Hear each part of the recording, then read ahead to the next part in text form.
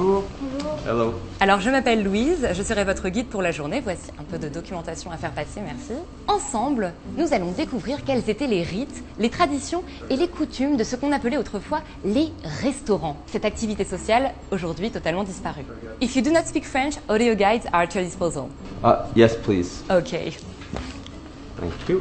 Alors, les personnes qui se rendaient dans un restaurant s'appelaient des clients. Ils étaient disposés exactement comme vous, au niveau de l'entrée, en attendant qu'un serveur vienne les chercher. Alors parfois, effectivement, il y avait beaucoup de monde. Dans ces cas-là, on les disposait sur les tabourets que vous voyez ici et on leur donnait un petit ramequin avec des cacahuètes pour patienter. Excuse-moi, did they put their fingers all in the same bowl? Oui, alors vous savez, c'était quand même une autre époque, il faut quand même se projeter. À l'époque, on avait peur de quasiment rien. Par exemple, pour se dire bonjour, on se faisait la bise. C'est quoi la bise? C'était une autre époque. Putain, c'était parvenir à se projeter quand même. Veuillez me suivre pour la suite de la visite. Et je vais vous montrer ma pièce préférée du musée. Alors, on se trouve ici face à ce qu'on appelle une table. Le procédé est on ne peut plus simple, payer pour qu'on nous prépare à manger. Attention, jeune homme, on ne touche pas. Excusez-moi, mais c'est une pièce de collection, faut faire très attention, c'est très fragile. Excusez-moi. Oui? Ce établissement existait ailleurs, même aux États-Unis. Oui, alors c'est fort probable. Cela dit, les fouilles archéologiques semblent montrer, je le crains pour vous, que ce type de restauration ait été un peu moins élaboré, si je puis me permettre.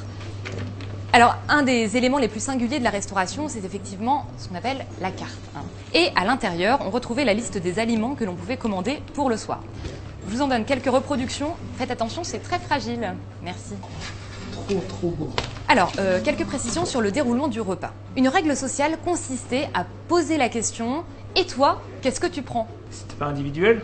Oui et non. C'est-à-dire que le dernier à avoir posé la question prenait souvent le même choix que la personne à qui il venait de poser la question.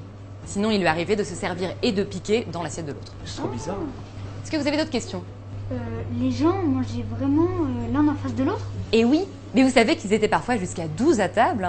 Et pour renforcer cet esprit de convivialité, il leur arrivait même d'avoir une corbeille à pain que tout le monde se partageait. C'est-à-dire que chacun prenait un bout de pain de son choix. C'est des barbares! Ne les jugez pas trop durement avec les normes d'aujourd'hui.